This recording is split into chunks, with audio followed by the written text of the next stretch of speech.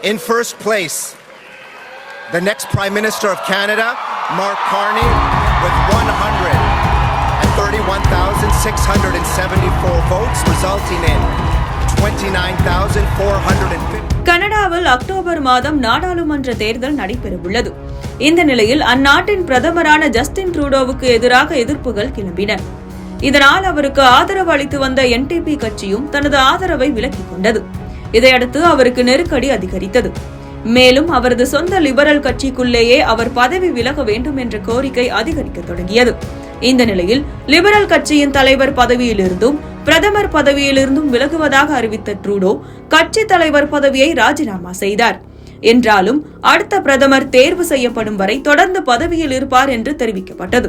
இந்த நிலையில் லிபரல் கட்சியின் அடுத்த தலைவராகவும் கனடாவின் 24வது பிரதமராகவும் மார்க் கார்னி தேர்ந்தெடுக்கப்பட்டுள்ளார். லிபரல் கட்சி தலைவரான சச்சித் மெஹ்ரா லிபரல் கட்சியின் தலைமை பதவிக்கான போட்டியில் முன்னாள் மத்திய வங்கி தலைவரான மார்க் கார்னியின் வெற்றி பெற்றதாக அறிவித்தார். In first place, the next Prime Minister of Canada, Mark Carney, with 131,674 votes, resulting in 29,457 allocated points, representing 85.9% of the vote. Liberal கட்சியின் தலைவராக ட்ரூடோவுக்கு பிறகு பதவியேற்க கார்னி முன்னணியில் இருந்தார் என்பது குறிப்பிடத்தக்கது. லிபரல் கட்சியின் தலைவரான முன்னாள் பிரதமர் ட்ரூடோவுக்கு பிறகு புதிய பிரதமராகவும் அக்கட்சியின் தலைவராகவும் மார்க் பதவியேற்கவிருக்கிறார். முன்னதாக லிபரல் கட்சி தலைமை போட்டியில் மார்க் கார்னி 1,31,674 வாக்குகளை பெற்றார். இது மொத்த வாக்குகளில் சுமார் 85.9% ஆகும். அவரை எதிர்த்து போட்டியிட்டவர்களான கிறிஸ்டியா ஃப்ரீலாண்ட் 11,134 வாக்குகளையும், கரீனா கோல்ட் 4,785 வாக்குகளையும், பிராங்க் பேலிஸ் 4,038 வாக்குகளையும் பெற்றிருந்தனர். அடுத்த பிரதமராக தேர்வு செய்யப்பட்டுள்ள மார்க் கார்னி, நீங்கள் பல ஆண்டுகளாக எனக்கு உத்வேகம் அளித்தீர்கள். இப்போது உங்கள் நிதி பொறுப்பு, சமூக நீதி மற்றும் சர்வதேச தலைமைத்துவ பாரம்பரியத்தை தொடர ஒரு வாய்ப்பு கிடைத்துள்ளது. தற்போதைய தருணத்தில் கனேடிய மக்களுக்கு தேவைப்படுவது கனடாவுக்காக நிற்பது மட்டுமே. லிபரல் கட்சி வலுவாகவும் ஒற்றுமையாகவும் உள்ளது. சிறந்த தேசத்தை கட்டி எழுப்ப போராட தயாராக உள்ளோம். புதிய அரசாங்கம் வலுவான பொருளாதாரத்தை கட்டி எழுப்ப ஒரு புதிய திட்டத்தை அமல்படுத்தும்.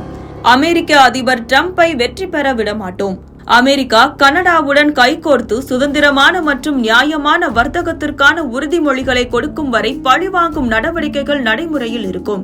அமெரிக்கர்கள் நமது வளங்கள், நமது நீர், நமது நிலம், நமது நாட்டை விரும்புகிறார்கள். சற்று யோசித்து பாருங்கள். அவர்கள் வெற்றி பெற்றால் அவர்கள் நம் வாழ்க்கை முறையையே அழித்து விடுவார்கள். அமெரிக்கா கனடா அல்ல. கனடா ஒருபோதும் எந்த வகையிலும் வடிவத்திலும் அமெரிக்காவின் ஒரு பகுதியாக இருக்காது என்றார். America is not Canada. And Canada never ever will be part of America in any way, shape or form.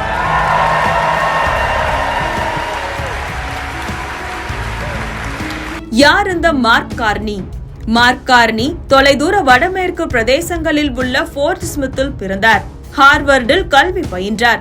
அங்கு அவர் ஒரு நட்சத்திர ஐஸ் ஹாக்கி வீரராகவும் விளங்கினார். பின்னர் 2008 முதல் 2013 வரை கனடா வங்கியின் 8வது ஆளுநராக பணியாற்றியுள்ளார். 2011 முதல் 2018 வரை நிதி நிலைத்தன்மை வாரியத்தின் தலைவராகவும் பணியாற்றியுள்ளார். அமெரிக்க அதிபர் டொனால்டு டிரம்பை சமாளிக்க மிகவும் நம்பகமான அரசியல்வாதியாக நாட்டு மக்கள் அவரை அங்கீகரித்திருப்பதாக கருத்து கணிப்புகள் தெரிவிக்கின்றன.